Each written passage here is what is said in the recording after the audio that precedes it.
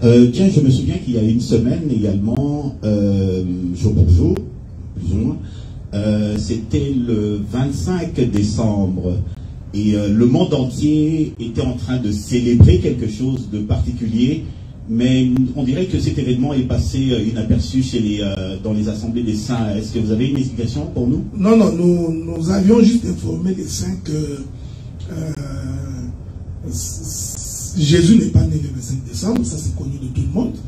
Donc 25 décembre est une date qui a été fixée par Constantin, lorsqu'il a cru au catholicisme. Donc il va donc choisir ensemble avec la papauté pour que la naissance de Jésus soit célébrée le 25 décembre. Donc pour nous c'est un non-événement. La naissance de Jésus est pour nous un non-événement, d'autant plus que sa naissance ne nous apporte rien. Le frère Paul dit, si Christ n'était pas mort et ressuscité, notre prédication serait vaine. Donc ce qui est important pour nous, c'est sa mort et sa résurrection. Parce que nous croyons, nous nous identifions à sa mort, en ce que nous mourons dans les péchés pour que nous naissions en nouveauté de vie. Donc cette fête du 25 décembre n'est qu'une fête, c'est une fête commerciale. Tout le monde le sait que c'est une fête commerciale. C'est pendant ce moment-là que les gens font, les commerçants, les chiffres d'affaires gonflent, et aussi l'imaginaire Père Noël, qui malheureusement n'est qu'un blanc. Donc, on fait son apparition. Vous voyez que ça ne nous concerne pas. Voilà, c'est ça. Donc, il est faux de penser que célébrer Noël, c'est quelque chose qui doit se faire obligatoirement, tout comme célébrer Pâques également. Donc, en réalité, écoutez, ce que je voudrais dire ici, mon bien-aimé Sam, c'est que nous ne refusons pas que les gens puissent fêter. Ok? Parce que nous faisons une différence entre fêter et célébrer. Hein? Donc, quand je suis à la maison avec mes frères, quand nous mangeons, nous buvons, nous fêtons. C'est une fête. Mais nous ne célébrons rien. Ok? La différence est là. Donc, si le 25 décembre, généralement qui est un jour férié, nous décidons de nous retrouver pour parler, manger ensemble, sans célébrer la naissance de Jésus, nous n'avons pas péché. Ce qui devient un péché, c'est lorsque nous nous réunissons en considérant que nous sommes en train de célébrer. Ok? Donc, de la même manière que le 1er janvier, parce que ça tombe un dimanche, bon, dans les calendriers des hommes, c'est une nouvelle année qui commence, nous nous permettons de remercier Dieu pour nous avoir gardés. Donc nous ne célébrons pas un Saint-Sylvestre. Ok? C'est important que les gens puissent le savoir. De la même manière, la fête des Pâques, il ne s'agit pas d'une date fixe où nous devrions aller célébrer la fête des Pâques. En réalité, chaque fois que nous nous réunissons autour de la parole, nous nous souvenons que Christ est mort et qu'il est ressuscité pour nous. Voilà, c'est ça. Nous avons également cette semaine, je me souviens, nous avons fêté votre anniversaire, docteur. Et une chose que j'ai retenue, à un moment donné, quand on a apporté le cadeau, vous avez refusé de souffler sur les bougies. Mais vous savez, ça, ce que je n'aime pas chez toi, c'est toujours vouloir me poser des questions personnelles. J'ai toujours détesté. Non, non. Non, vous êtes un ministre face au peuple. Vous êtes le modèle. Ah, ok. Bon, merci beaucoup. Non, je voulais tout simplement dire que, vous savez, il y a quelques années, quand l'Internet n'existait pas encore, beaucoup des informations nous échappaient. Aujourd'hui, avec Internet, donc, même si on ne vous prêche pas, il suffit d'aller consulter Google. Donc, allez trouver l'origine des bougies qu'on met sur les gâteaux d'anniversaire. Vous allez remarquer que ces origines-là sont sataniques. C'est vrai que les gens qui mettent des bougies, pour eux, c'est un acte anodin. Ok, ce n'est pas grave. Mais l'origine, ici, je ne refuse pas que nous puissions couper les gâteaux. Ce n'est qu'un gâteau. Ok, c'est un peu du sucre avec des caramels. Voilà, c'est pas un problème. Mais les bougies que nous mettons en forme de célébration, c'est là où je trouve que si vous ne faites pas attention, vous tombez dans un culte d'un dieu païen. Donc c'est un peu dans ce sens-là. Donc je sais que les petits là brûlent déjà des questions, mais que soient un peu patients. Donc c'est ce que je voulais dire. Donc c'est que quelqu'un fête son anniversaire, il n'a pas commis un péché. Ok? D'ailleurs, toutes les fêtes de Pâques, les fêtes des rameaux, comme qu'on appelle des rameaux aujourd'hui, des gerbes agitées, toutes ces fêtes-là, se faisaient au jour de l'anniversaire. D'accord. Alors, qu'est-ce que vous pensez du fait que lorsque on se rassemble lors d'une convocation solennelle, donc quand on vient par exemple le dimanche, lorsque c'est l'anniversaire d'un des membres, après l'Assemblée, il n'est pas défendu de pouvoir lui souhaiter bon anniversaire, apporter un cadeau. Est-ce que vous êtes également contre ces pratiques-là? Non, après le culte, il n'y a pas de problème. C'est-à-dire, puisque nous nous sommes retrouvés, donc d'abord nous terminons le culte.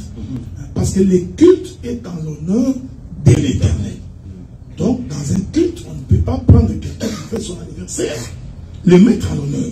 C'est contre la volonté de Dieu. Selon la doctrine, tout le culte doit être en l'honneur de l'Éternel.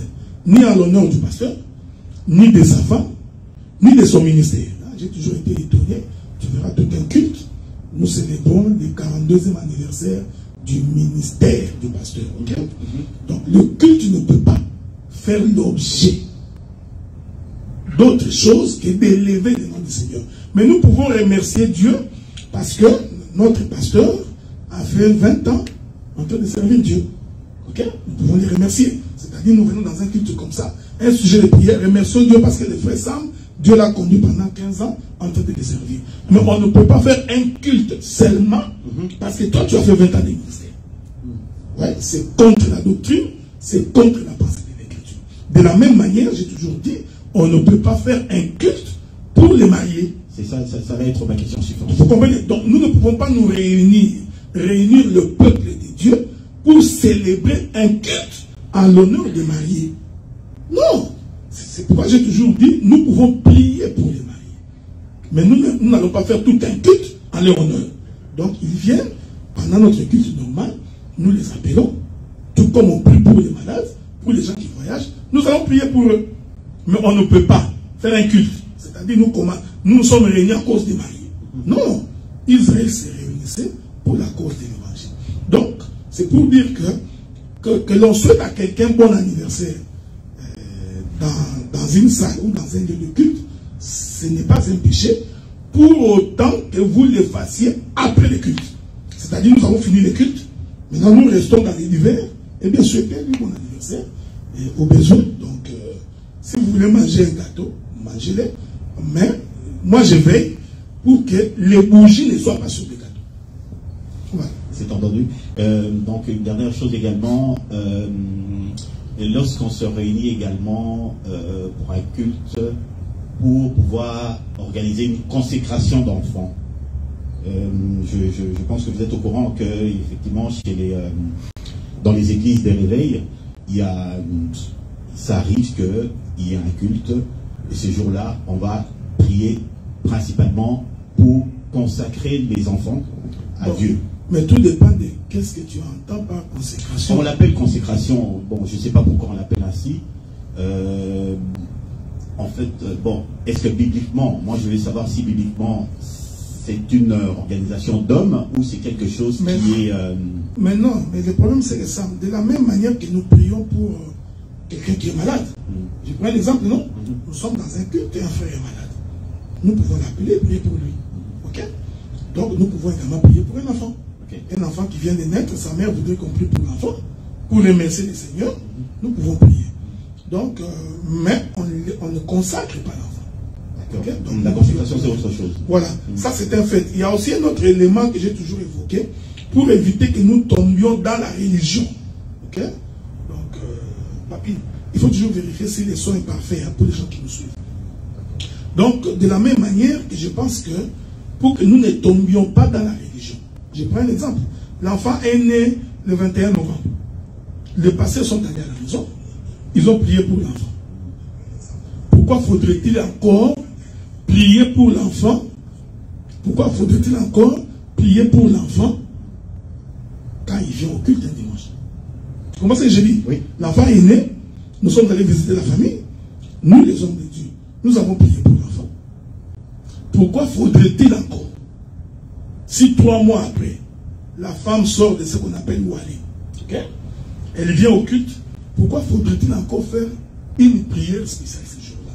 Si vous en faites régulièrement, vous tombez dans la religion, c'est contre la doctrine. Merci, pasteur. Alors, ça introduit un peu notre émission d'aujourd'hui. On va essayer un petit peu de décortiquer les choses en rapport avec les Écritures pour démêler le vrai du faux.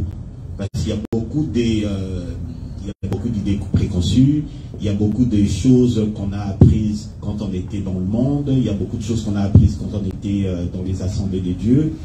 Et donc, nous allons faire appel à vous, docteur, pour essayer un peu de nous éclairer, pour essayer un peu de dépoussiérer tout ce qui est fausse doctrine dans certaines choses, dans certaines affaires. On a plus de sang là, qu'est-ce qui se passe? Je crois que c'est dans le micro. Vérifiez. Allô, oui, là c'est bon. Pour essayer de comprendre qu'est-ce qui est bon, qu'est-ce qui est vrai, qu'est-ce qui est faux. Et également, c'est qu'on va voir, c'est quoi, on va un peu examiner, on va mettre une loupe sur les assemblées pour essayer de voir quels sont les critères pour devenir un ministre. Parce qu'aujourd'hui, on voit que souvent, il y a des gens qui s'improvisent ministres, il y en a qui disent qu'ils sont appelés, d'autres qui n'ont aucune espèce de qualification, et également ça emmène à beaucoup de dérives. Alors c'est ça un peu le but de l'émission, pouvoir démêler le vrai du faux, toujours par rapport aux Écritures. Avant de commencer, je voudrais que vous faisiez un petit commentaire sur Jean 5, 39. Ok. De 39 à 40.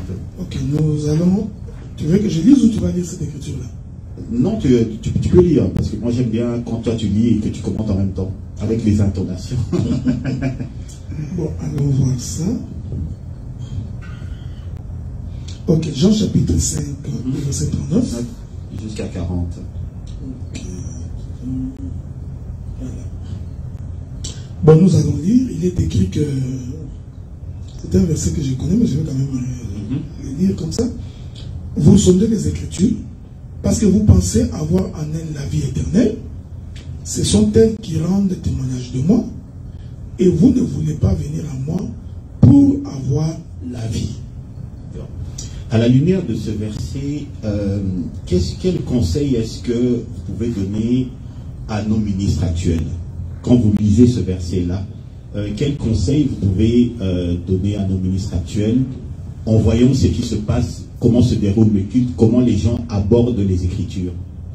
Bon, qu'est-ce qui leur manque à la lumière de cette écriture? Non, il faudrait d'abord, premièrement, préciser que le Seigneur, lorsqu'il parle aux pharisiens par rapport à cette écriture, il confirme d'abord que les pharisiens allaient consulter les Écritures. Donc, ils lisaient les rouleaux du livre. Alors, maintenant, il leur dit, parce que vous croyez qu'il y a la vie dans les Écritures. Et le Seigneur continue pour dire, cependant, ce que vous ignorez, c'est que les Écritures que vous lisez rendent témoignage de moi. En d'autres termes, les Écritures parlent de moi. Donc, premier conseil à donner aux hommes de Dieu, il faudrait à chaque fois que tu touches une écriture, à chaque fois que tu prends un verset de la Bible, le premier élément que tu dois avoir en tête, c'est que ces écritures parlent de Jésus. Dans les deux alliances. Dans les deux alliances. C'est très important. C'est pour éviter qu'un prédicateur commence à raconter sa vie. C'est pourquoi j'ai toujours dit, quand tu vois un prédicateur qui se met devant le peuple, qui commence à raconter sa vie. Tu vois, moi je suis ministre, j'ai été au Vietnam, je suis allé au Congo, j'ai touché les gens, parce que les gens sont très malins. Il peut appeler un frère, viens témoigner de ce que Dieu a fait. Mais en réalité, l'homme ne témoigne pas pour ce que Dieu a fait. L'homme qui témoigne, la subtilité dans cela, c'est pour que lui puisse en tirer la gloire. Ok? Donc il faut avoir l'esprit de discernement. Donc il y a des prédicateurs qui font parler les fidèles, non pas pour la cause de Dieu, mais il faut parler les fidèles pour que leur nom soit élevé. Donc, premier élément, quand vous lisez les Écritures, il faut toujours vous dire, les Écritures rendent témoignage de Jésus. Donc, il Ici, je voudrais dire toutes les Écritures, de Genèse en Apocalypse. Cela peut rendre le témoignage de Jésus directement. Ça peut également rendre le témoignage de Jésus par ricochet. Okay? Donc, on parle par exemple du diable ou des démons, mais en réalité, la finalité, c'est d'aller voir ce que Jésus fait dans la vie de quelqu'un. C'est un premier élément. Ça va nous éviter maintenant que quelqu'un vienne prêcher des choses qu'il a imaginées. C'est pourquoi un prédicateur ne peut pas, comme quand nous étions chez les protestants, s'il y a des protestants qui me pardonnent un peu, tu verras un pasteur protestant, un homme bien habillé en veste noire avec col pastoral de couleur blanche.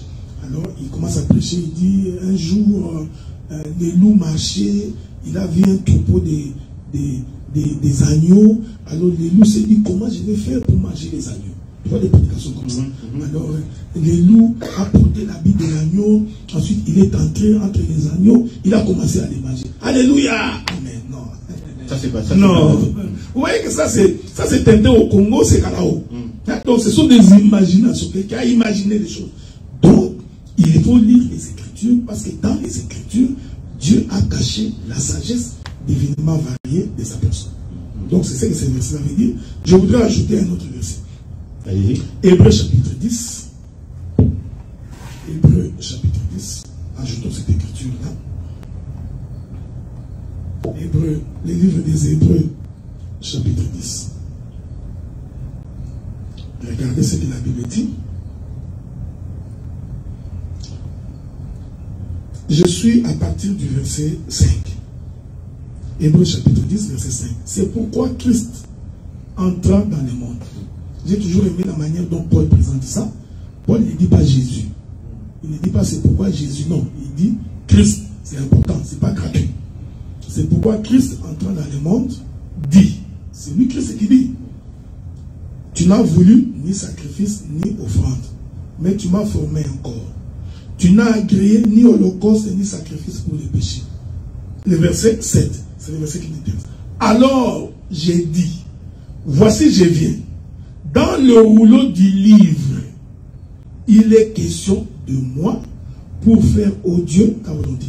Donc, toute la Bible est un rouleau, d'après les livres de l'Ecclésiaste. Donc, même Esaïe, il dit, toute la Bible est un rouleau. Ici, Jésus confirme que dans le rouleau du livre, il est question de lui. Donc, le prédicateur doit savoir que quand il est en train de toucher les Écritures, c'est de Jésus qu'il est question, pas de quelqu'un d'autre. Voilà, c'est ça. Merci pour la précision. Je vais... Oui, tu as une question? Oui, vas-y. Mais ma question est celle-ci. Quand on parle des Écritures, vous avez dit que les Écritures témoignent la vie de Jésus. Mais quand on lit dans la Bible aussi, Jésus dit que je suis la parole. Au commencement était la parole et la parole était Dieu. Donc les Écritures témoignent la vie de Jésus ou les Écritures c'est Dieu lui-même? Bonne question, elle est bonne celle-là. Oui, donc elle est parfaite. Bon, regardez, il y a d'abord un fait. Je voudrais prendre un exemple terre à terre, hein, pour me faire comprendre. Je crois que c'est toujours les livres des Hébreux. Donc, vous voyez, nous avons l'habitude, quand il faut répondre, nous prenons toujours les Écritures. Pour qu'on ne dise pas que ce qu'il dit vient de sa pensée. Soufflez avec moi. Je vais trouver cette écriture-là. Toujours dans les livres des Hébreux. Le frère Hébreu, il y a une écriture où Jésus dit on ne peut pas parler du testament tant que le testateur est vivant. Les boys, rendez-vous utile. Hein? Donc cherchez les Écritures. Papy également, on regarde s'il y a des questions qui viennent de... Tu veux tuer Papy pour rien, attendez. Hébreu 9,16. Hébreu 9,16, hein? Voilà, bien aimé, donc merci beaucoup. Hébreu chapitre 9, verset 16, pour répondre à la question. Car là où il y a un testament, il est nécessaire que la mort du testateur soit constatée. Je continue, hein? Un testament, en effet, n'est valable qu'en cas de mort, puisqu'il n'a aucune force tant que le testateur vit. Qu'est-ce que je voulais dire? Jean chapitre 1er. au commencement était la parole. Ok? Quand vous lisez l'écriture comme ça, il ne faut pas aller vite. Il faut rentrer au commencement. Parce que si tu ne rentres pas au commencement, tu ne comprendras pas. Dans le jardin. Oui. Donc nous rentrons au commencement. La Bible dit, au commencement, Dieu créa les cieux et la terre. Donc, au commencement était la parole. Nous rentrons dans Genèse. Au commencement, c'était Dieu qui créa les cieux et la terre. Nous comprenons que la parole, c'est Dieu. Ok? Il continue. La parole était avec Dieu. C'est une dispensation. Hein? Parce que ça n'a aucun bon sens. Au commencement était la parole était avec Dieu. Quand la Bible dit qu'au commencement était la parole, ce bout de verset est une dispensation. C'est-à-dire, c'est le temps où Dieu était seul. Quand est-ce que Dieu était seul? C'est dans l'éternité. Il vient au commencement, il est seul. Maintenant, quand l'Écriture dit la parole était avec Dieu, c'est une dispensation. C'est la dispensation où Jésus qui marche sur la terre, il marche avec les pères. C'est pourquoi il dit qu'il m'a vu, a vu les pères. Je suis dans les pères est en moi, les pères est en moi, je suis dans les pères. Ok? C'est une dispensation. C'est la dispensation de la parole était avec Dieu. En d'autres termes, c'est la dispensation où Dieu est sur la terre. Il continue. Et la parole était Dieu. C'est la dispensation où Christ finit le service sur la terre. Il rentre dans sa position initiale. Tu vois? Maintenant, pour toucher le fond de la question du frère, l'Éternel a voulu que, pour que nous puissions les connaître, qu'il mette par écrit sa pensée. Ok? Donc, parce que si Dieu ne met pas par écrit sa pensée, nous n'aurons aucune idée de ce qu'il veut. Je vais essayer de simplifier ça aussi autrement. Le plus simple possible. Ouais, j'essaye. Ce sont des choses spirituelles. Je suis le frère Adela. Tant que je ne me suis pas exprimé, personne ne me connaît. Donc vous me voyez, nous le voyons, il conduit sa voiture, il est habillé en veste. Vous pensez me connaître. Mais on ne connaît la personne que lorsqu'il s'exprime. Parce qu'en s'exprimant, il traduit la pensée de son intérieur. Tu vois? Donc l'expression intérieure de l'homme nous fait connaître la personne. Maintenant, remarquez. Oh, d'où vient la parole? La parole vient des entrailles de l'homme. Comme je suis là.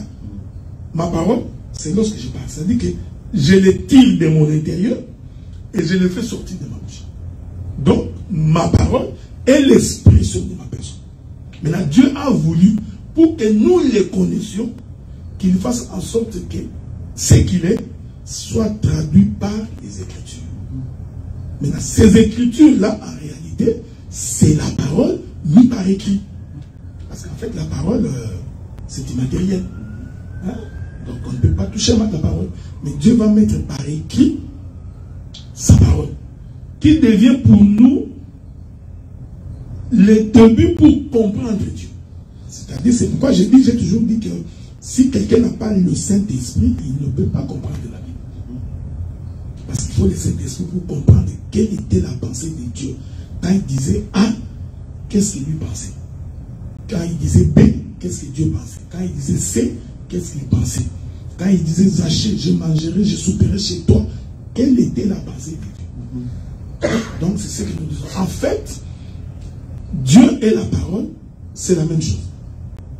C'est la même personne. C'est comme toi, c'est comme le frère ici. Lui et sa parole, c'est toujours lui. Sauf que sa parole, c'est l'expression de sa personne. Au travers de sa parole, nous pouvons les comprendre. Donc, Dieu et la parole. Sauf que maintenant, Dieu a pris sa parole, il a mis par écrit pour nous permettre, en lisant, de comprendre ce qu'il est. D'accord. La parole était avec Dieu, la parole était Dieu. Elle est venue sur la terre. Ensuite, je pense que ça dit, il est allé chez les siens ne l'ont pas reconnu, et puis, etc. Une petite explication pour introduire Jésus. Non, vous savez, c'est une façon pour dire ceci. Bon, d'abord, je voudrais dire que Dieu ne raisonne pas comme nous. Hein. C'est très important. Donc, 1 plus 1, pour les humains, c'est 2. Hein. Mais Dieu a dit 1 plus 1. égale 1. Ça dépasse l'entendement de l'homme. Ok? Un mathématicien dira que c'est de l'aventure. Ok? Donc, mais Dieu dit 1 plus 1 égale 1. Maintenant, regardez, Dieu, il fait des choses bizarres. Il dit au commencement était la parole. Je vous ai dit qu'au commencement, ce n'était pas la parole. La Bible dit qu'au commencement était Dieu. Ouais? Ouais. Donc Dieu est dans. Là, c'était pour dire que la parole est Dieu. Maintenant, ensuite, il continue, il vous dit, la parole était avec Dieu. Il continue, il conclut. La parole était Dieu. C'est pas fini. Maintenant que nous sommes d'accord que la parole est Dieu, maintenant, il dit ceci. La parole, qui est Dieu, s'est faite chair. Or, nous savons, ce qui est devenu chair, c'est le Seigneur Jésus-Christ. Il est venu chez les siens. Il était venu chez Israël. Israël ne l'a pas reçu. Ok? Et l'écriture continue. Cette parole est devenue la lumière des hommes. Jésus va confirmer que je suis la lumière du monde. Il confirmait qu'il est Dieu. Maintenant, je vais anticiper. Parce que c'est aussi ça le ministère. Il y a quelqu'un qui va se dire pendant qu'il nous écoute là, ça n'a pas de sens parce que comment est-ce que lui qui est Dieu était sur la terre et qui était resté au ciel? Bah oui. Il y en a d'autres qui ont même posé la question, mais quand Jésus disait mon père, pourquoi m'as-tu abandonné? Donc lui-même reconnaît qu'il a un père. Mais comment vous dites qu'il est Dieu? Hein? Donc le jour où il est venu se faire baptiser, une voix se fit entendre, il disait, c'est lui qui est mon fils. Et il continue même en disant que nul ne peut aller au Père s'il ne passe par moi. Voilà, donc, tu vois, bon, quand un humain raisonne comme ça, il est troublé. C'est pourquoi je vous avais dit, ça c'est Isaïe qui dit ça, Isaïe chapitre 55. Dieu dit, de la même manière que le ciel est éloigné de la terre. C'est Dieu qui dit, de la même manière mes pensées sont éloignées de vos pensées. C'est-à-dire que Dieu voudrait dire, ta manière à toi de penser là, n'a rien à voir avec moi. Maintenant, j'ai toujours répondu à cette question-là. J'ai dit, quand vous lisez votre Bible, celui qui est venu visiter Abraham, c'était qui? Ben, c'est Dieu lui-même. Maintenant, je vais poser la question. Quand Dieu était en train de manger la viande dans la maison d'Abraham, qui était resté au ciel? On pourrait croire que le ciel était... Non, oui, mais regarde. Parce que pour Jésus, ça vous êtes un peu troublé. Laissons Jésus à côté. Parce que là, c'est confirmé que c'était Dieu. Parce que Dieu dit à Abraham, j'ai entendu que les péchés de Sodome et de Gomorrhe a atteint son comble. Je suis descendu. C'est Dieu dit. Je suis descendu pour m'en enquérir moi-même. Donc Dieu était descendu. Celui qui mangeait avec Abraham, c'était Dieu lui-même. C'était Dieu lui-même. Maintenant, je pose la question. Si Dieu était descendu sur la terre, pendant qu'il mangeait dans la maison d'Abraham, il a vraiment... Et puis vous croyez que Dieu vraiment, il a un ventre comme toi, il a envie de manger. Vous voyez la difficulté déjà là. Pendant qu'il mangeait, qui était resté aussi? Vous voyez? Donc, la réflexion de l'homme va les limiter parce que lui prend Dieu comme une entité unique qui ne peut être qu'ici. Alors que Dieu n'est pas comme ça. Dieu peut être ici, là-bas, là-bas, là-bas. Il est partout. Il en est de même aussi du diable? Non. Non. La qualité de l'omniprésence n'est que pour Dieu. Okay? C'est très important. Mais comment il arrive à manipuler là-bas, mais parce que la Bible dit que quand le diable a été précipité sur la terre, il a été précipité avec ses anges. Les anges déchirent, comme on dit là. Donc c'est ça. Les démons. Ouais, les princes démons de ténèbres. Okay. Mais je profite pour dire, de la même manière que nous sommes serviteurs de Dieu sur la terre, les diables aussi a ses serviteurs, des humains comme nous. Il ne faut pas oublier ça. Que l'on voit. Mais oui. On voit qu'on côtoie tous les jours. Oui, qu'on côtoie tous les jours. En cravate, en billet, avec comme nous. Qui sont véritablement. C'est pourquoi j'ai toujours dit, il faut pas dire que tout celui qui se dit pasteur, qui est nécessairement qu'il est pasteur. C'est pas parce qu'il est en veste et qu'il parle de la Bible et qu'il est pasteur. Le diable a ses serviteurs. Des gens qui ont signé les pactes avec les diables. Et qui font des enseignements sur le monde des ténèbres comme nous apportons la lumière. Exactement. Oui. Mais j'ai une question.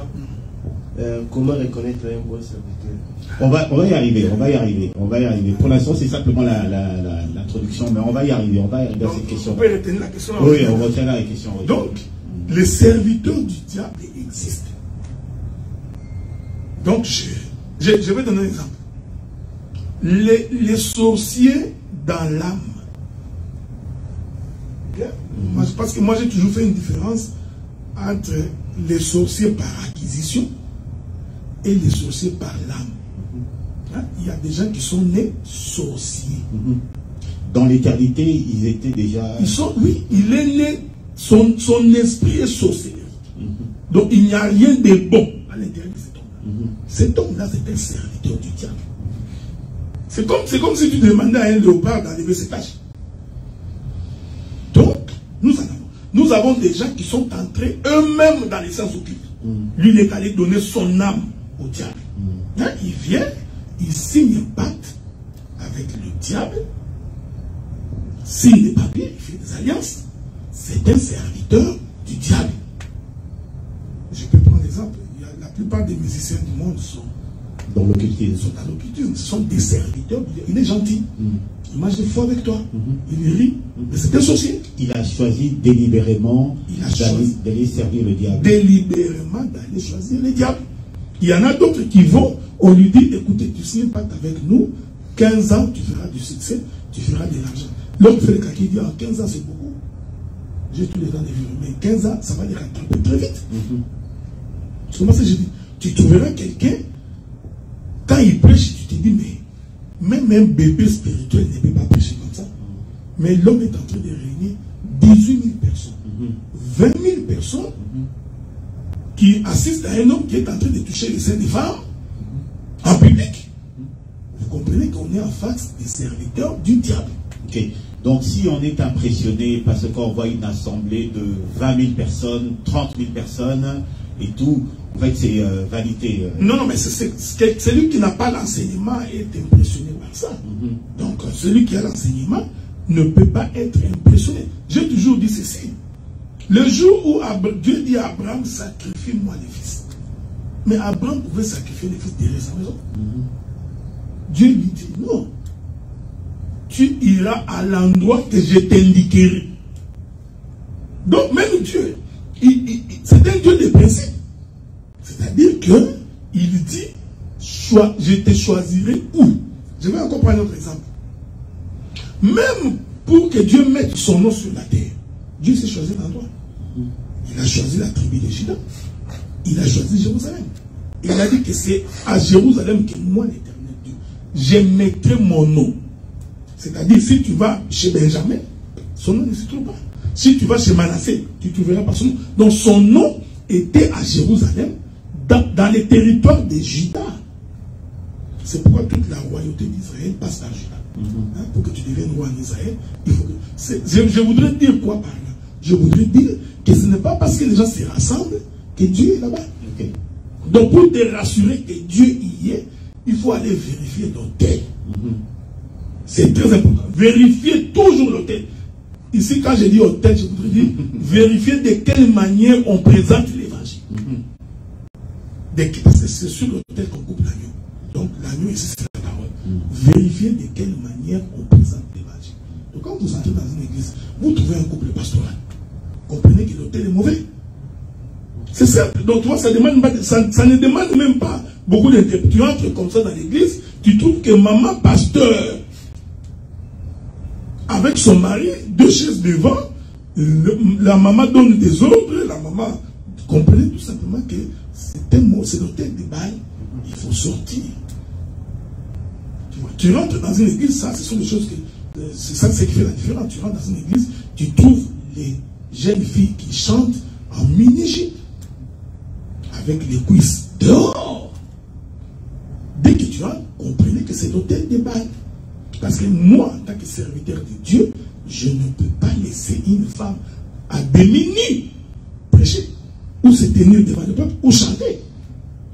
Avec sa mini-jupe, il peut rester dans les bancs, parce que quelqu'un me dira, mais Dieu est venu pour les pécheurs. Oui, alors qu'il reste dans les bancs, nous allons l'enseigner. Mais servir Dieu, non. Tu ne peux pas rentrer dans ça. C'est l'exemple que je donne. Tu rentres dans une église, tu trouves un pasteur qui a défrisé les cheveux. Le pasteur défrise les cheveux, il tire, il met les chignons. Il met les boucles d'oreilles. Docteur, tu m'excuseras, mais qu'est-ce que ça a de mal? Les docteurs diront qu'est-ce que ça peut bien changer en autant que l'enseignement qui est donné est conforme aux Écritures. Mais quel enseignement ils ont donné? Parce que le Seigneur nous... je donnerai les versets. Le Seigneur nous apprend que quand on est femme de Dieu, servante ou serviteur, la manière d'être doit être modeste, avec pudeur et décence. Donc tu trouves un homme qui a défrisé les cheveux, c'est indécent. Tu comprends ce que je dis? C'est comme tu trouves un pasteur avec 18 bagues. Non! Le pasteur a une bague ici, bague ici, bague ici, bague ici. Bague. Ou avec des chocos. Bon, ça, on va aller là. Ça le regarde lui. Non. Mais pour un homme de Dieu, vous voyez, ici, il n'y a pas de loi. Mais ce que nous enseignons, c'est un principe. Le principe de Dieu, la pudeur, la décence et la modestie. Un homme de Dieu doit être un homme modeste. Il y a une question dans... Oui, la Bible a dit dans Deutéronome 25, la Bible a dit, une femme ne portera point un habillement d'homme, et un homme ne mettra point les vêtements de la femme. Mais de nos jours, nous voyons des femmes porter des vêtements d'homme, par exemple des pantalons, et des femmes dont on dirait c'est devenu comme l'homosexualité, mais c'est pas du tout ça. Mais par rapport à leur habillement, on peut les définir ce qu'ils sont. Docteur? Une très belle question, hein? Deutéronome combien là? 22, verset 5. Je voudrais attirer l'attention de mon bien-aimé ici. C'est très important. Quelle était l'habit de Jésus d'ailleurs? Non, c'est ça que je voudrais attirer son attention. Je suis tout à fait d'accord avec lui. Que l'homme ne portera pas l'habit des femmes, la femme ne portera pas l'habit de l'homme. Ça, c'est un principe. Donc, avant de relire cette écriture-là, c'est un principe de Dieu. Même physiologiquement, Dieu a créé l'homme différent de la femme. Ok? C'est un principe. C'est tout à fait normal que Dieu ait dit que la femme ne porte pas l'habillement de l'homme. C'est très important. Je n'entre pas dans la révélation. Non, Donc, un habillement de l'homme, mais que l'homme ne porte pas les vêtements de la femme. Ceci est très important. Mais je reste dans la doctrine. Dieu a voulu que les hommes ne portent pas l'habit des femmes et que les femmes ne portent pas l'habit des hommes. C'est comme aujourd'hui, si je vois un frère qui a porté des chaussures talons. Non, commençons par là. Chaussures talons. Hein? Goudis. Donc, automatiquement, tout le monde sait de quoi il s'agit. Hein? Donc, maintenant, ici, ce que je n'ai jamais aimé chez les Africains. Les Africains ont tendance à définir les vêtements de la femme en fonction de leur culture. Tu vois, toute la différence est là. Donc, comme à Bassan Koussou, c'est un exemple que je prends, les gens de Bassan Koussou, permettez. Donc, comme à Bassan Koussou, les femmes ne portent que le pagne. Donc, un prédicateur né, grandi à Bassan Koussou, serait tenté de croire que les vêtements de la femme dont la Bible parle, c'est les pagnes. Ok? Alors que si tu vas chez les Indiens, tu trouveras que les hommes portent les pagnes. Mais il ne faut pas oublier, le pagne des hommes en Inde est différent des pagnes des femmes en Inde. Parce que les femmes en Inde aussi portent les pagnes. Oui, effectivement. Donc ici, je voudrais dire ceci. Ce qui différencie l'habillement de l'homme à l'habillement de la femme, c'est la couture. Je vais prendre un exemple. Le chemise en pagne. Le pagne, c'est pour les femmes. En Afrique. Ok? Liputa. Maintenant, toi, tu as pris les liputa. Tu en as fait une chemise. Est-ce que nous allons dire que cette chemise-là, c'est l'habit des femmes? Non. Non, absolument pas. Pourquoi? Parce que tu en as fait une couture des hommes selon la culture. Je prends l'exemple. La même chemise que je porte, il suffit de déplacer mes boutons, qui étaient à droite, qui deviennent à gauche, ça devient la chemise de la femme. Effectivement. Juste le déplacement des boutons.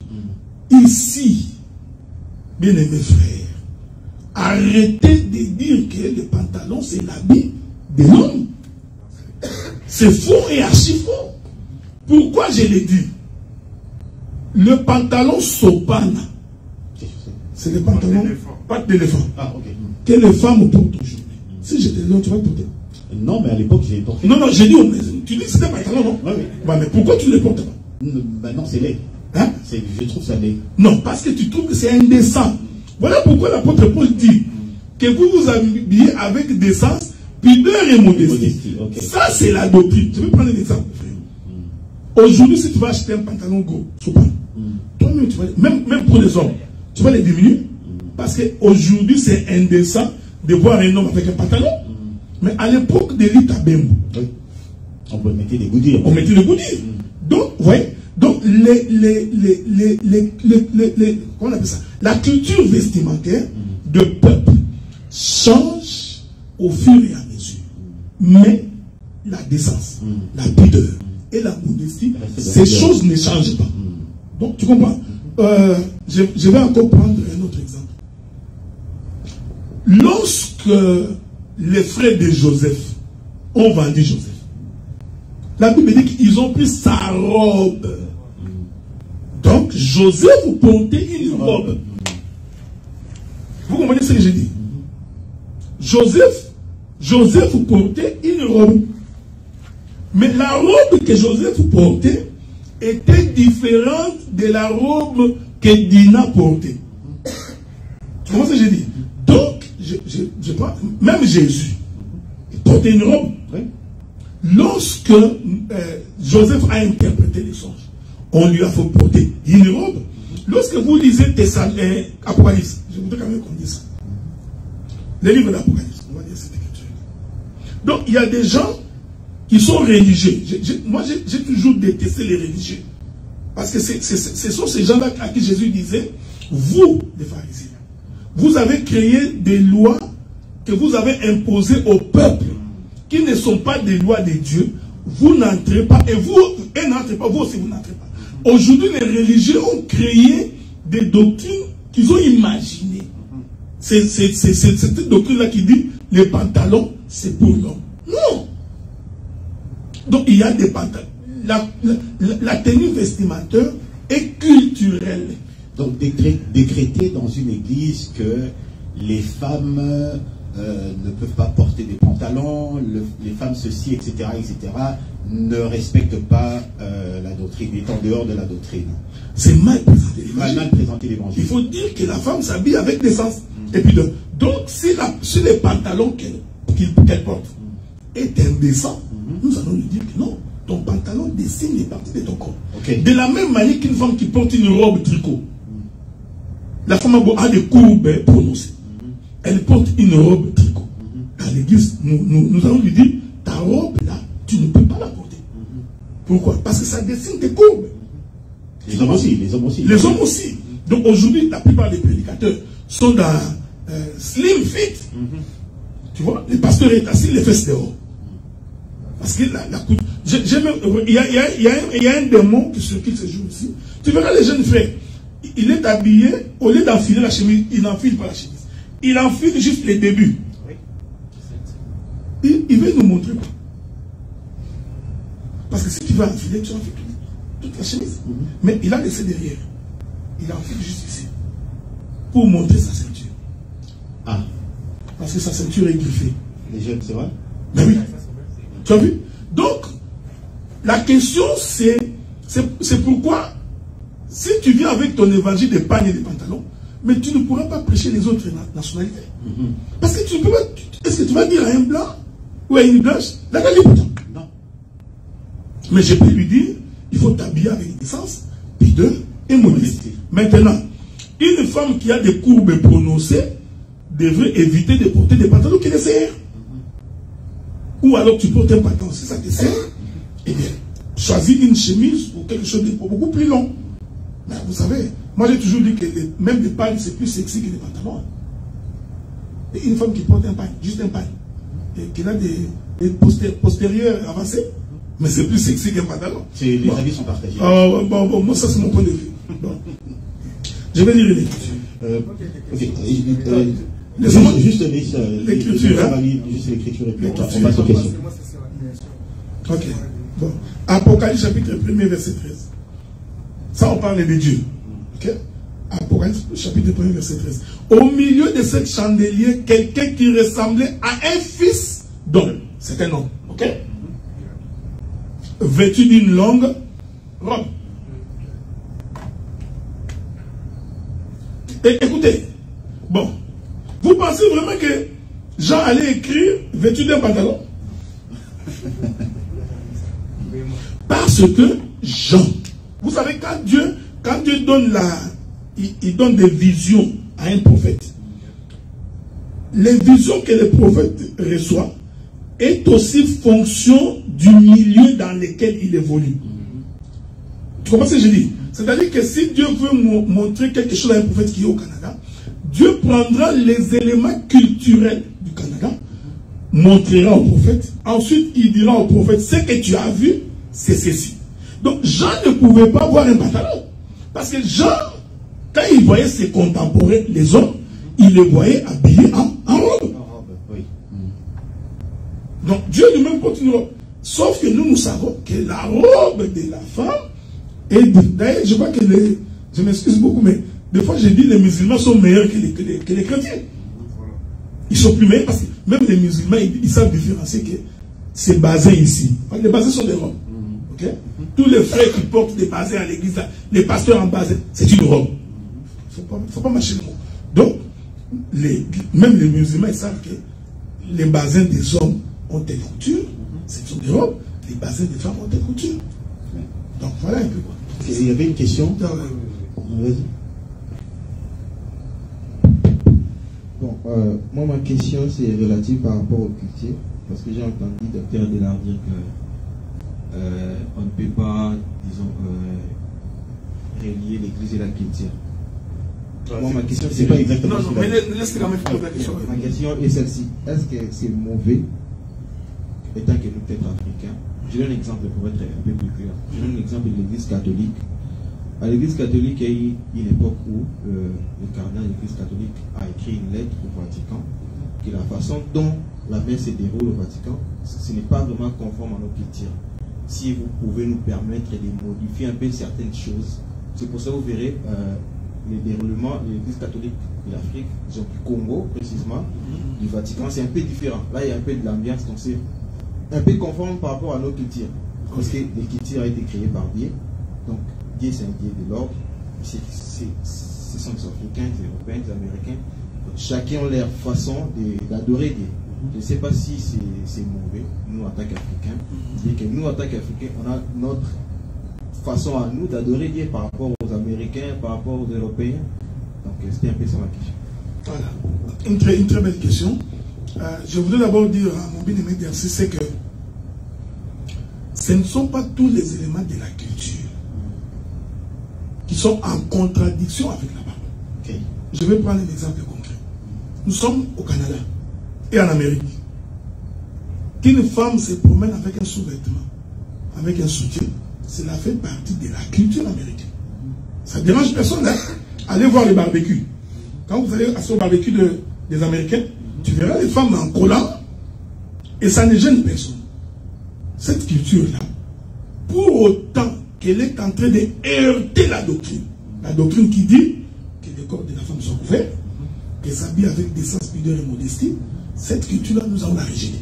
D'accord. Ok? Donc ici, je voulais dire à Dercy que tout élément de la culture n'est pas à rejeter.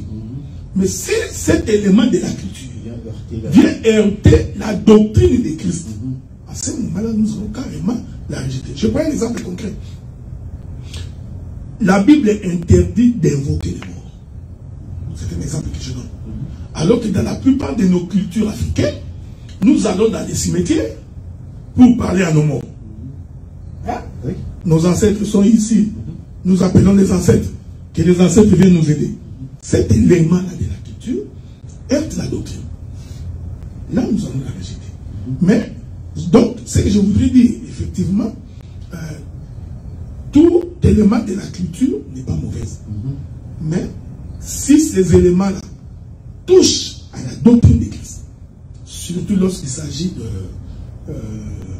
de culte. Bon, vous voyez, même pour le culte, on va essayer, on en parlera une autre fois, parce que même la Bible n'a pas donné les modèles de culte. Hein. La Bible nous dit qu'ils allaient adorer Dieu et louer Dieu. Mais la Bible n'a jamais dit que pour que nous fassions un culte, il faut qu'il y ait 2 rangées ici, il faut qu'il y ait une chaire ici. Donc, même quand Jésus prêchait, il n'y avait pas de chair. Okay? Nous nous mettons juste pour regarder. Mais Jésus, quand il prêchait, il était au milieu de la foule. Okay? Donc, c'est ça que je voudrais dire. Donc, ce ne sont pas tous les éléments de la culture qui posent un problème. Mais les éléments qui heurtent la doctrine, notamment sur l'habillement, l'accoutrement. Je voudrais ajouter un élément parce que je vois que Darcy voudrait réagir. Je prends un exemple. Je rentre en Afrique. Avant la colonisation, nos ancêtres s'habillaient comment? Je pense qu'ils portaient des raffias. Non, les pannes n'existaient pas. Ils portaient des raffias. Ok? Un exemple. Et les hommes et les femmes portaient des raffias. Mais les raffias des hommes étaient différents des raffias des femmes. Et à cette époque-là, les femmes ne portaient pas de soutien. Les femmes africaines, avant la colonisation, marchaient torse nu. Cet élément de la doctrine, non, cet élément culturel, est la doctrine. Tu commences à le dire. Ils sont nus. Alors que la Bible dit, tu ne découvriras pas la nudité de ton père ni de ta mère. Ok?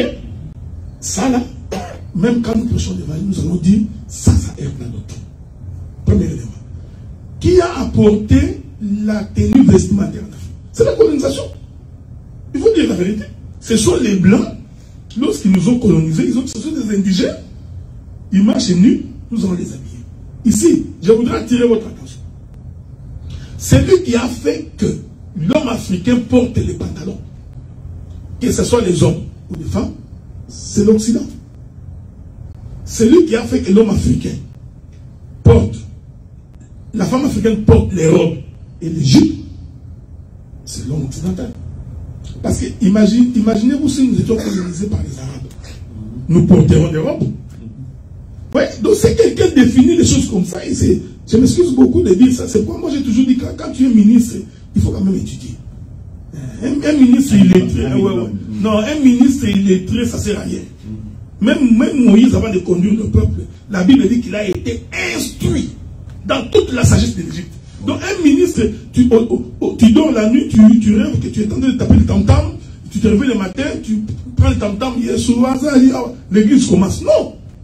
Donc un ministre doit être un homme instruit. Parce que quand nous nous retrouvons dans un partage comme ça, que tu ne te retrouves pas, tu es un idiot, ça fait la honte.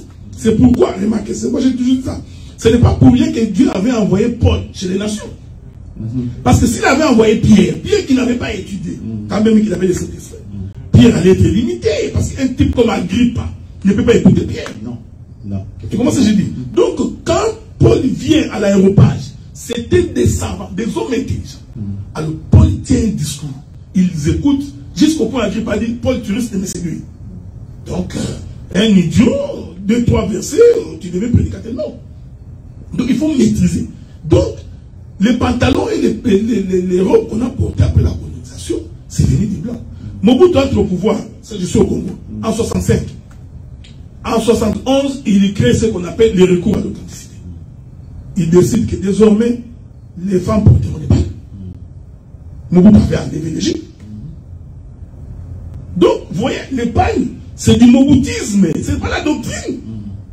Et puis, Mobutu s'est inspiré du maoïsme. Il faut aller lire l'écriture.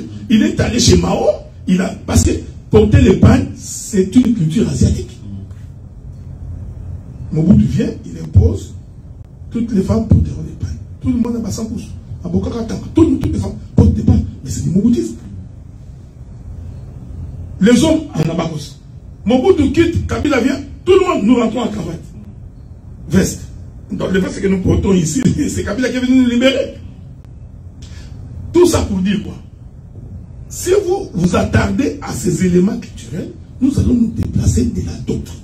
La doctrine dit tout simplement, quelle que soit la manière dont vous vous habillez, habillez-vous avec pudeur, décence et modestie. Cela nous suffit. Donc, si vous péchez dans ces 3 éléments, nous, ça nous pose un problème.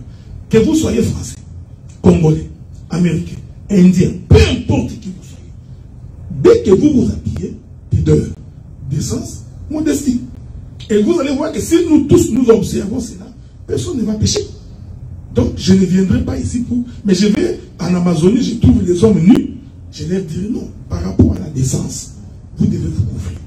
Maintenant, à eux de décider de quelle manière ils vont se couvrir. Okay. Donc, je crois que Bercy voulait réagir, non? Oui, vas-y.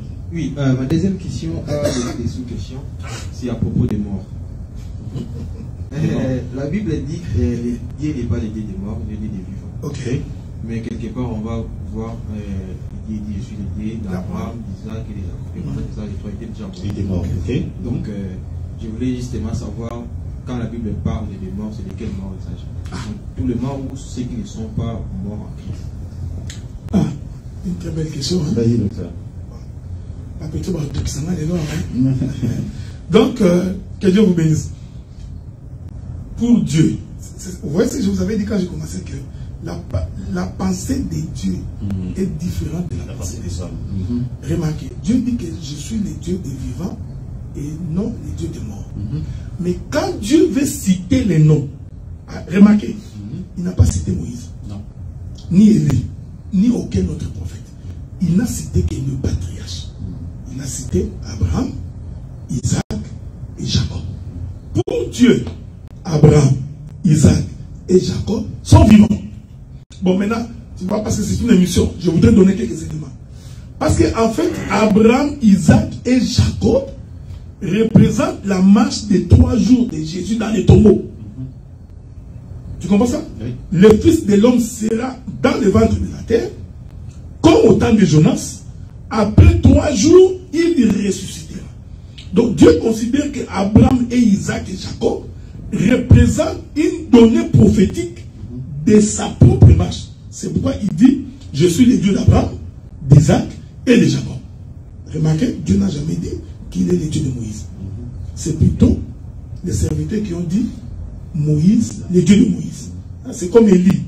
Élisée qui dit à Élie, le Dieu d'Élie. Mais Dieu lui-même n'a jamais dit que je suis le Dieu d'Élie. Dieu disait, mon serviteur Élie, Moïse mon serviteur. Donc ici, je voudrais dire à Darcy, en fait, Abraham et Isaac et Jacob, dans la pensée de Dieu, ils représentent la dispensation de la marche. Donc, c'est-à-dire, représente Dieu. Ce n'est pas pour rien que Dieu, pour commencer le culte, il s'est choisi Abraham. Ce n'est pas pour rien, parce que la Bible dit que Dieu a regardé sur toute la surface de la terre, il choisit Abraham. À partir d'Abraham, Dieu voulait se faire un nom. Il prend Abraham, d'Abraham naquit Isaac, Isaac Jacob, de Jacob les 12. Automatiquement, l'œuvre de Dieu commence. Israël devient nation par Jacob. Parce que c'est lui qui a donné 12. Donc, Abraham, Isaac et Jacob représentent en fait la pensée de la mort et de la résurrection de Jésus. On va revenir avec les questions. On va revenir avec les questions tout à l'heure. On va juste essayer de progresser dans le déroulement. Oui, les sujets, c'est pas si la mort. C'est sur la mort. J'ai été sur la création. La création. Ça passe déjà. Vas-y. Ok. Je rentre dans la création. Genèse fait dit, au commencement, Dieu créa les cieux et la terre. Et ça, c'est Dieu qui dit ça. Après, Jésus vient dans Marc 10 et dit, mais au commencement de la création, Dieu fit l'homme et la femme. Qui dit vrai? Merci beaucoup. Je ne sais pas si les gens ont suivi la question. Hein? Donc, Genèse dit qu'au commencement, Dieu créa les cieux et la terre.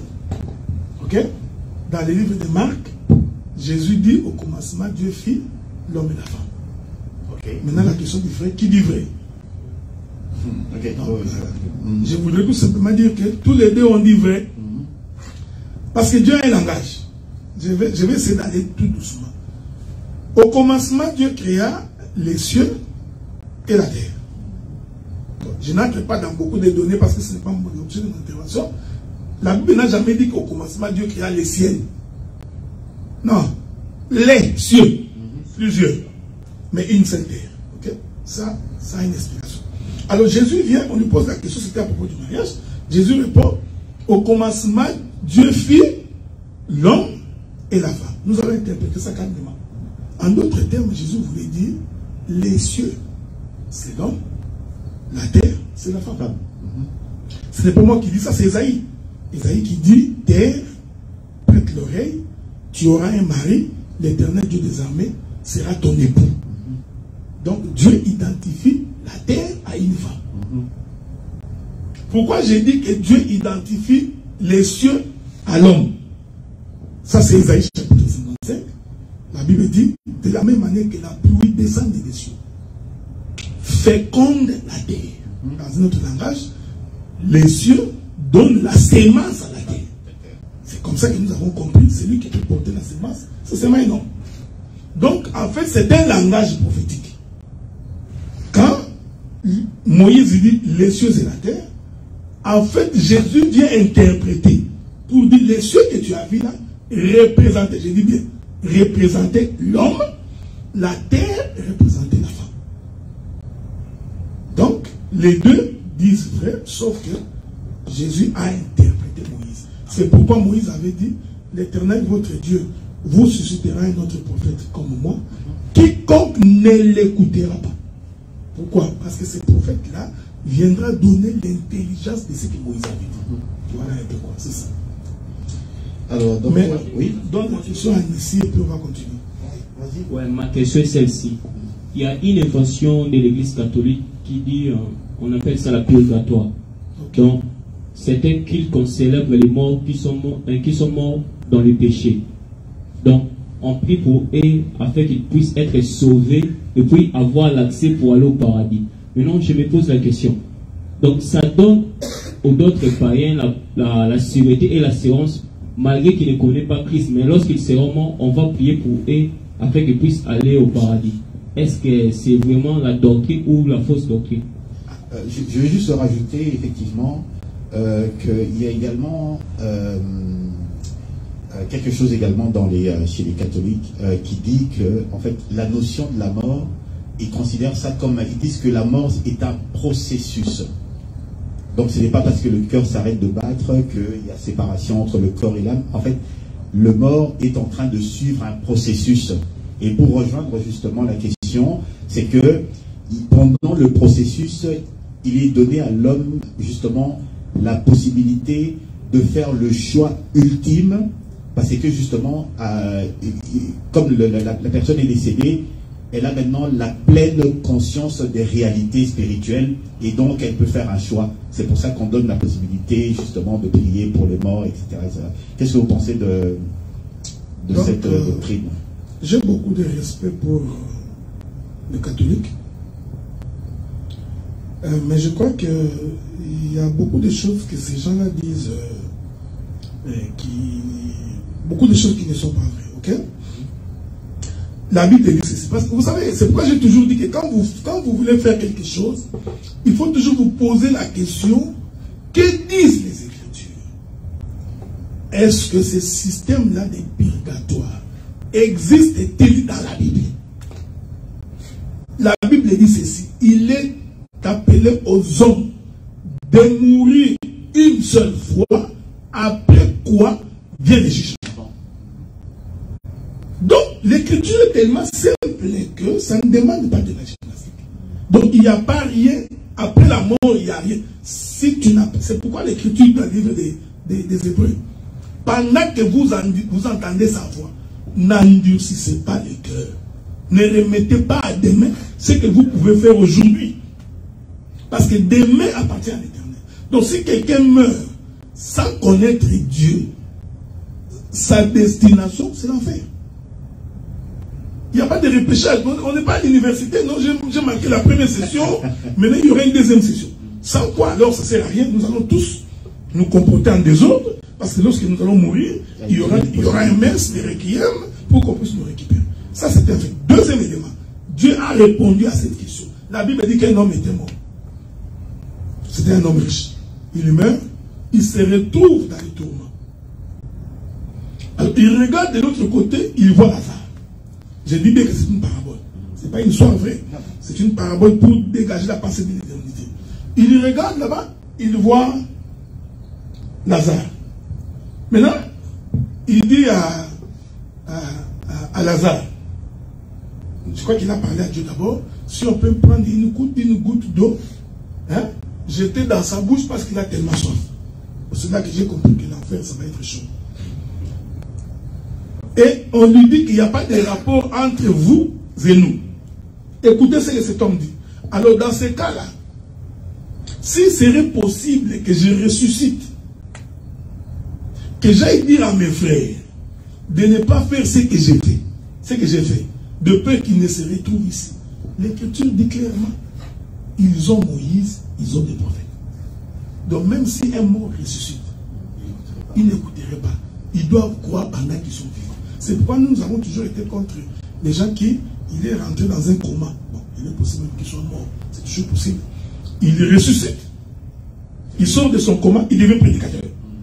Il a croisé Jésus quelque part. Bon, ouais, il y a même quelqu'un qui a dit que non, j'ai croisé David. J'ai vu Abraham. Je me suis posé la question. Il avait vu la photo d'Abraham. Il a vu Abraham où? Donc, vous voyez, c'est toutes les imaginations. Il y a même quelqu'un qui a dit, je suis allé en enfer, j'ai trouvé beaucoup de pasteurs. Alors Dieu m'a dit d'aller dire aux pasteurs de faire attention pour ne pas se retrouver en enfer. Mais si moi je suis pasteur, je vais taper ces frères-là. Donc, lui m'a déjà vu en enfer. Je ne suis pas encore parti. Donc, vous voyez, ce sont des aventures. Nous croyons quand nous sommes vivants. C'est pourquoi nous vous conseillons quand nous prêchons comme ça. Ce n'est pas de l'aventure, hein. Nous prêchons pour que vous vous convertissiez. Parce que ce monde ici va être détruit. Ça, il faut le savoir. Même du temps de Noé, les gens se moquaient. Hein. Ils disaient, c'est pas vrai. Ça n'arrivera jamais. Du temps de... C'est pas étonnant. C'est pas la première fois. Les gens se moquent toujours. Dieu détruira. Donc, le système purgatoire, c'est un système diabolique. C'est une invention des catholiques. Non, c'est une invocation des morts. L'Écriture l'interdit. Tu n'invoqueras pas les morts. Tu ne feras pas un culte de mort. C'est pourquoi, moi je suis même allé très loin dans mes interventions. J'ai dit, même les gens qui parlent au cimetière, ton papa est mort, on t'appelle, ton papa est mort, est-ce que tu vas dire un mot? Tu te mets aussi là. Papa, comme tu es parti là, les gens là qui t'ont fait ça, il ne faut pas les laisser en paix, il faut les poursuivre. Mais c'est une pratique diabolique. C'est lui qui est mort. Ce qu'il y a là-bas, ce n'est qu'un corps, lui-même n'est pas là. La Bible dit qu'en réalité, dans l'homme, c'est l'esprit. Mais vous parlez, vous allez parler à un cadavre. Ouais, donc ce sont des éléments, des fois anodins, mais très importants. Donc vous trouvez des gens, j'ai vu ça, on fait le tour, tout autour d'un cadavre. Bon, je sais qu'on peut aimer la personne, mais il faut éviter que ça devienne un culte. L'autre va enlever les chapeaux. Honorer les morts. Non. L'hommage qu'on rend aux morts, tout ça, c'est... Non, on peut rendre hommage à quelqu'un. Écoutez, le jour où tu mourras, je ferai un hommage. Mais je ne ferai pas non, je ne raconterai pas du mensonge. J'ai vu, ce papa-là était méchant. Tout le monde savait que ce papa-là est méchant. Mais au jour de sa mort, il devient bon. Tous les discours, ce papa était bon, il nous donnait à manger. On mangeait avec ses papas. Ses papas étaient bons.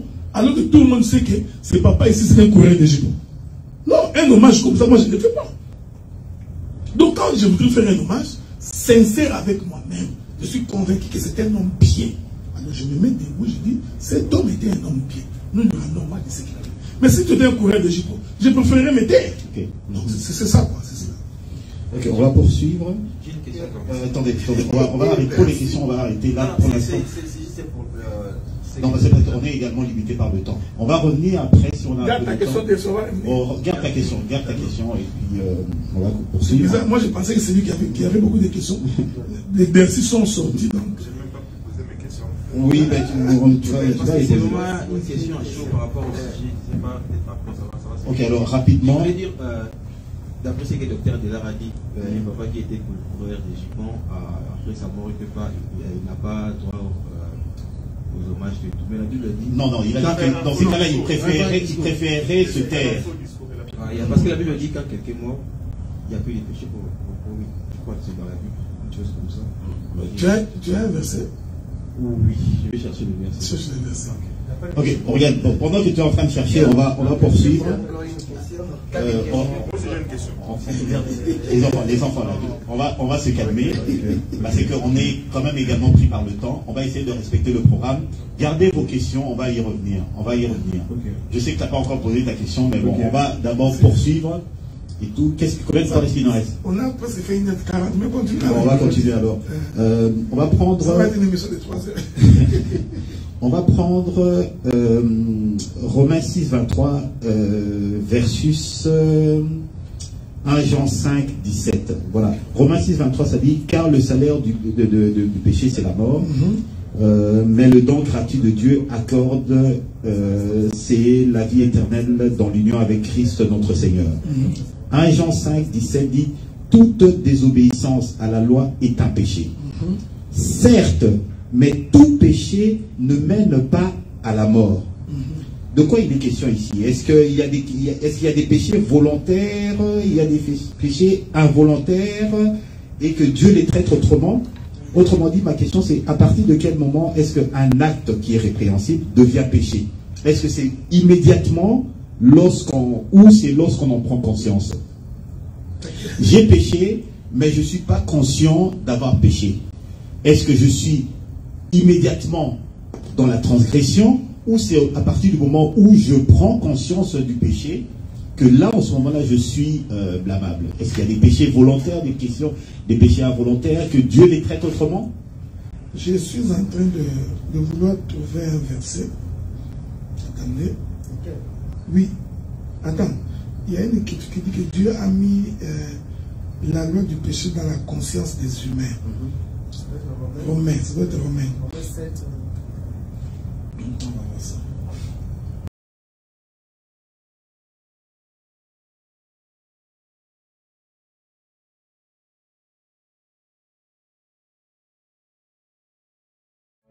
ça.